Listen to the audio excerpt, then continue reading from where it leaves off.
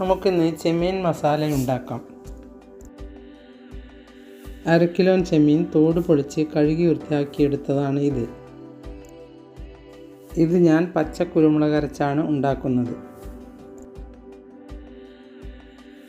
ഇവിടെ ഞാൻ എടുത്തത്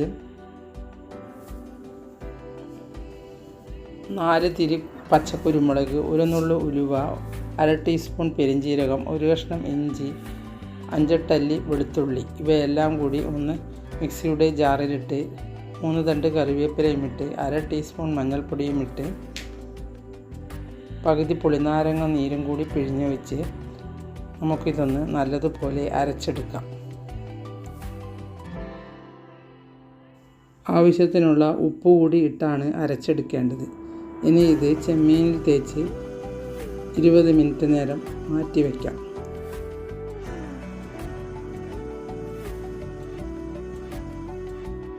അതിനുശേഷം ഒരു ദോശക്കല്ലിൽ എണ്ണയൊഴിച്ച് ഇതൊന്ന് വറുത്തെടുക്കാം. അധിക നേരം വറുത്തെടുക്കേണ്ട, കുറച്ച് സമയം വറുത്തെടുത്താൽ മതി. ഇനി ഇതൊന്ന് മറിച്ചിട്ട് കൊടുക്കാം. ഇത് ഒരുവിധം ആയിക്കഴിഞ്ഞാൽ ഇത് നമുക്ക് ദോശക്കല്ലിൽ നിന്ന് കോരി മാറ്റാം.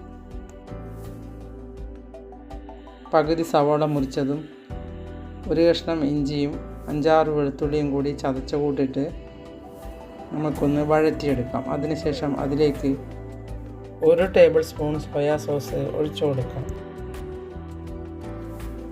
ഇനി അതൊന്ന് നല്ലതുപോലെ ഇളക്കിയെടുക്കാം. ഇനി അതിലേക്ക് 1 ടീസ്പൂൺ ടൊമാറ്റോ സോസ് കൂടി ഒഴിച്ചു കൊടുക്കാം. ഇനി അതൊന്ന് ഇളക്കിയ ശേഷം അതിലേക്ക് 1/4 ടീസ്പൂൺ മഞ്ഞൾപ്പൊടിയും 1/2 ടീസ്പൂൺ മുളക് പൊടിയും ഇട്ട് ഒന്ന് ഇളക്കിയെടുക്കാം. ഇനി അതിലേക്ക് 1/2 ടീസ്പൂൺ ഗരം മസാലപ്പൊടി ഇടാം. ഇനി ഇതിലേക്ക് ആവശ്യത്തിനുള്ള ഉപ്പില്ലെങ്കിൽ അതും ഇട്ട് 1 ടേബിൾ സ്പൂൺ വെള്ളവും ഒഴിച്ച് ഒന്ന് ഇളക്കിയെടുക്കാം. ഇനി അതിലേക്ക് നേരത്തെ നമ്മൾ വറുത്ത് മാറ്റി വെച്ച ചെമ്മീൻ ഇട്ട് കൊടുക്കാം. ഇനി പകുതി പുളിനാരങ്ങ നീര് പിഴിഞ്ഞൊഴിക്കാം. ഇങ്ങനെ ചെമ്മീൻ ഉണ്ടാക്കിയാൽ നല്ല സ്വാദാണ്. എൻ്റെ വീഡിയോ ഇഷ്ടപ്പെട്ടുവെങ്കിൽ ലൈക്ക് ചെയ്യാനും സബ്സ്ക്രൈബ് ചെയ്യാനും മറക്കരുത്.